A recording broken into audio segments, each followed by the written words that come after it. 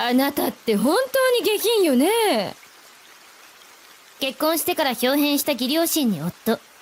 毎日のように私をこき下ろし、相談すればそれは試練だという夫。正月の食事は私だけカップラーメン。しかも風呂場で義母にいたずらされた。切れた私は親戚が集まった際に何もかもを暴露したのだが、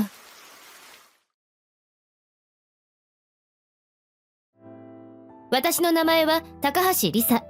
年齢は29歳で、私はすでに結婚している。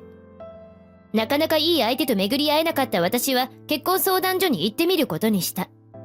正直、なんでもっと早くここに来なかったんだと思ったほど。というのも、私が結婚したいと思う男性が少し調べるだけでいっぱいいたからだ。それからすぐに収入もかなり高く、顔も私のタイプで音楽が好きだという趣味もぴったり合った男性にアプローチ。私たちは何度か食事に行き、デートを重ねた後、性格もとてもいい、優しい人だということも分かった。私にはもうこの人しかいないと思い、大好きオーラをガンガンに出し、無事、夫からプロポーズされることに。しかし、義両親と同居してほしいと夫から言われていたことだけが、私は不安だった。もし気の合わない義両親と一緒に暮らすことになれば、結婚生活の楽しさも吹き飛んでしまう。ところが、挨拶の時の義両親はとてもフレンドリーで接しやすく、私はほっとした。そして、私と夫は結婚することになった。しかしながら、フレンドリーな義両親の私への態度は完全に猫をかぶっていただけだった。義両親は私に対する全てのことに対して文句を言い始めたのだ。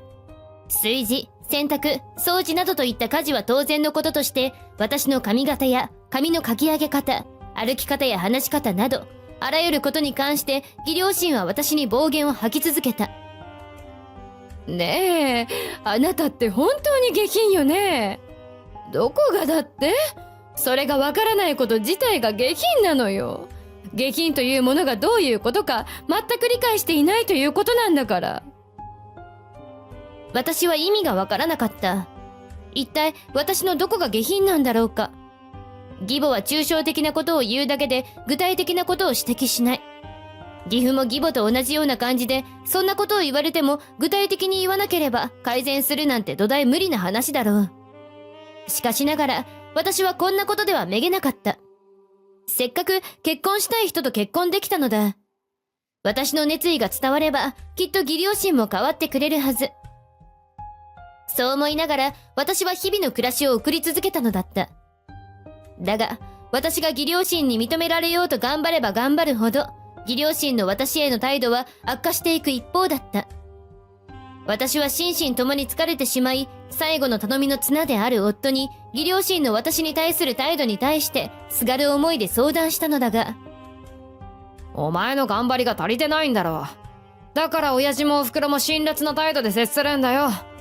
俺たち家族の一員になりたいのなら、この試練を乗り越えてみろよ。私は目の前がブラックアウトするような気がした。思わず私は聞いてしまった。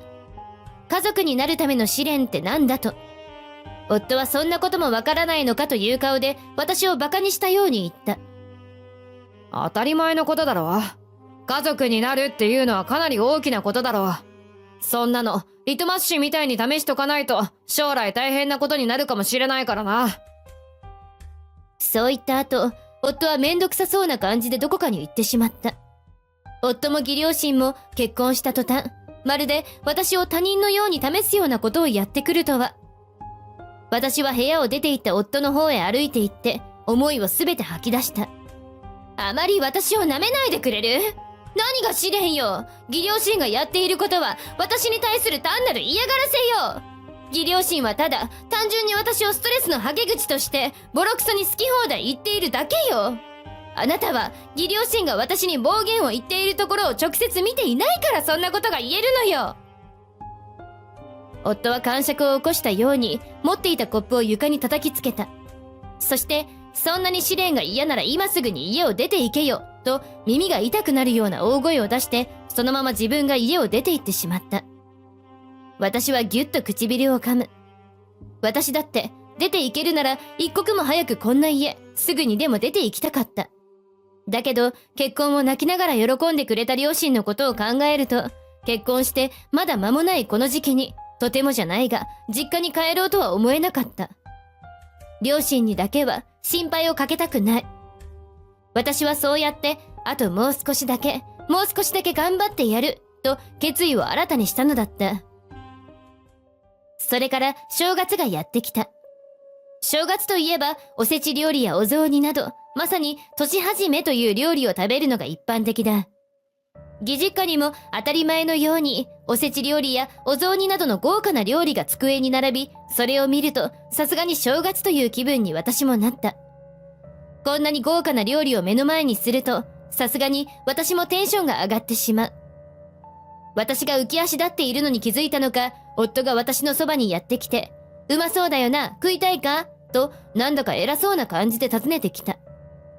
私は何を当たり前なことを言っているんだ、と思いながら、そりゃ食べたいに決まってるじゃないと言った。それから義両親がやってきて、それぞれが自分の席に座る。私も席に座って目をキラキラさせながら、何から食べようかなと考えていた。だが、突然私の前にドンとカップラーメンが置かれた。あまりに乱暴に置いたので、汁が飛び散り、私はびっくりして顔を上げた。すると、私の目の前に座っていた義母がニヤニヤと笑いながらカップラーメンを置いたということをすぐに理解する。もしかして、おせち料理を食べられると思っていたの？残念。あんたにこんないいものを食べさせるわけないでしょうが。あんたにはこのスーパーで一番安かったカップラーメンがお似合いよ。他の料理に手をつけないでね。あなたの箸が触れたものを食べたくないから。いいわね。コスパのいいもの食べられて最高でしょ。私は体が怒りで震え出すのを感じた。どれだけ私を舐めれば気が済むんだ。私が全く噛みつかない、ふぬけだとでも思っているのだろうか。だが、私は言い聞かせた。ここで爆発したら全てが終わりだと。私は義両親や夫が美味しそうに料理を食べる中、安すぎるカップラーメンを一人ですすった。それから食事が終わった後、三人は風呂にでも入るかと言い出した。当然あんたは最後だからと義母に言われ、義父、義母、夫の順で風呂へ向かう。家族は全員入ったから他人のあんたも入っていいわよ。追い抱きとかしないでね、他人の分際で。私はブチギレ寸前だったが、なんとか怒りを表に出さず、風呂場に移動することができた。だが、そこにあるものを見て、精神を逆なでされる。なんと、用意されていたタオルは、ハンカチみたいに小さくて、これじゃ体を拭くことなんてできない。文句を言おうかと思ったけれど、もう疲れたし諦めて、そのままお風呂に入った。すると、突然電気が消えた。何が起こったのかわからず、急いで風呂場を出ようとしたけれど、ドアは開かない。私はどんどん恐怖が湧き上がるのを感じた。人には我慢の限度ってものがあるんだよ。それから突然ドアが開き、電気がいきなり点灯した。私はあまりの恐怖を感じて、風呂場の床にへたり込んでいたが、ドアの方に目を向けると、そこにはニヤニヤといやらしい笑みを浮かべる義母がいた。そして、何をそんなに騒いでいるのと、私を徹底的に見下すような笑いを浮かべながら、義母はおかしそうに言った。私の心の中では怒りが大爆発していた。こんな子供じみた真似をして、私を脅かすなんてあまりに馬鹿げてる。だけど、私は今は怒りを爆発させる時ではないと思った。ここで切れただけでは、義母と言い合いになるだけだ。私はなんとか怒りを抑えて、塩らしい感じで、すみません、特に何も問題はないです、と極めて穏やかな声で答えた。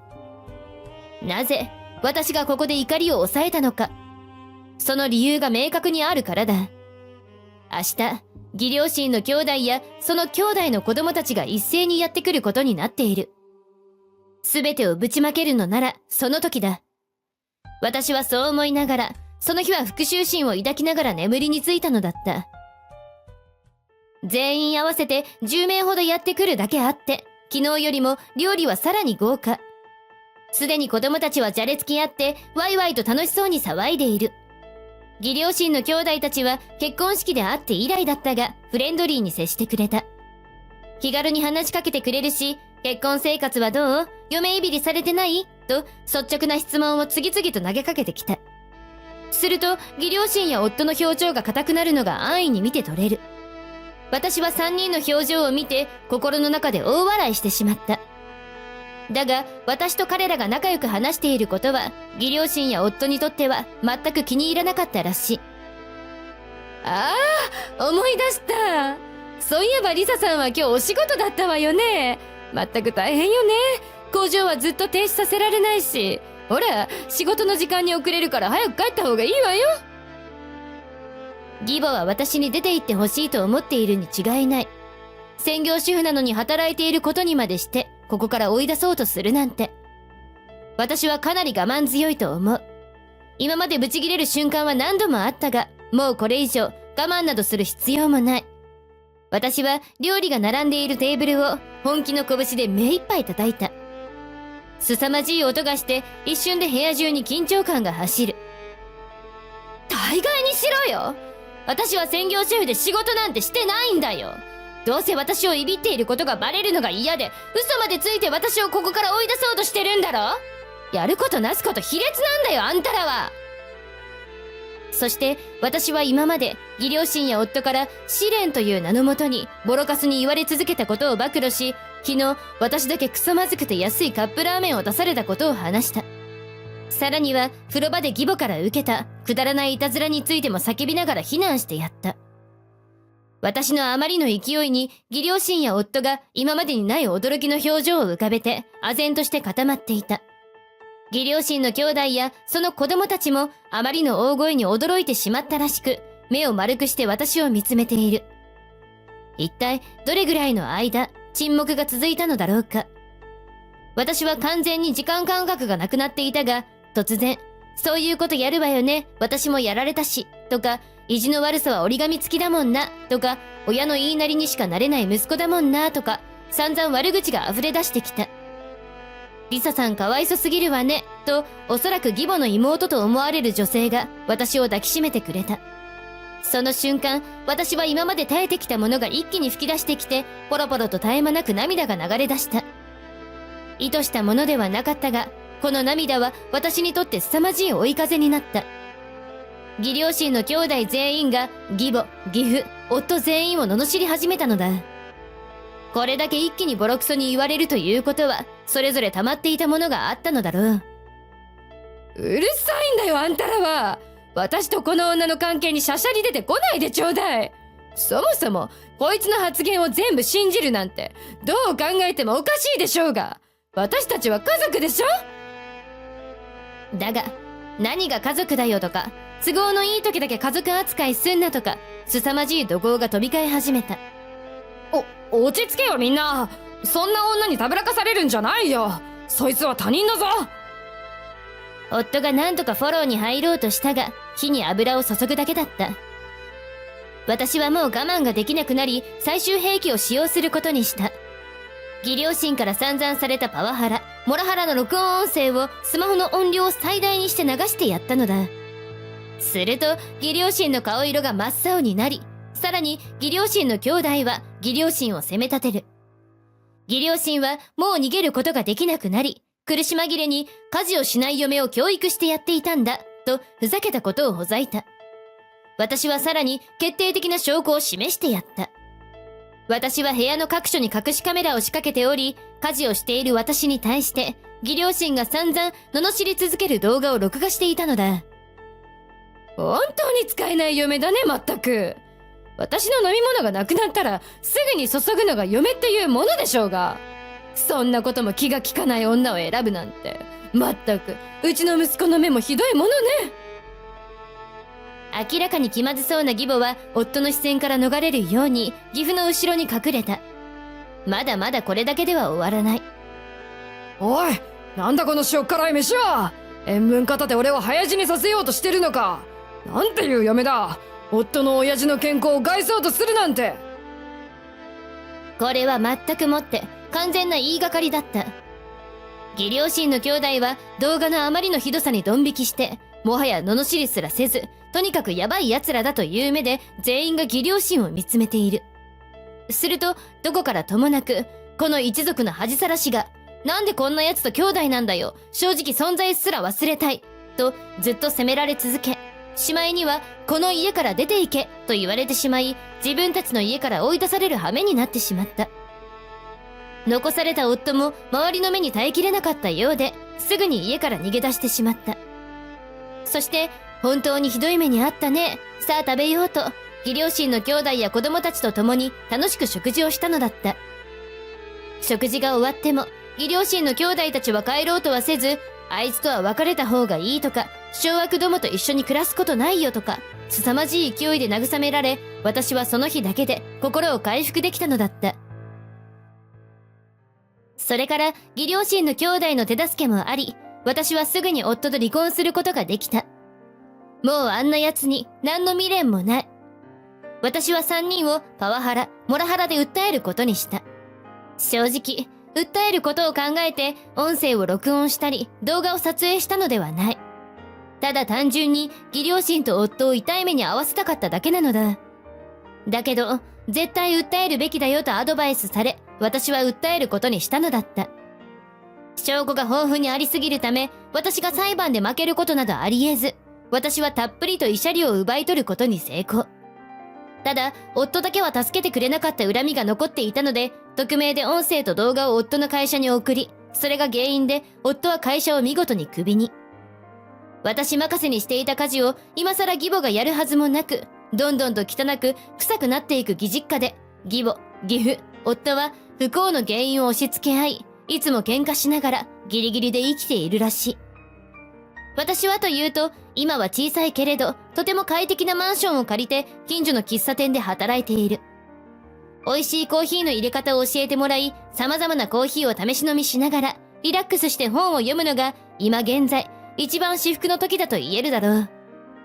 これから何かやりたいことを見つけて、何か勉強したいなとも思っている。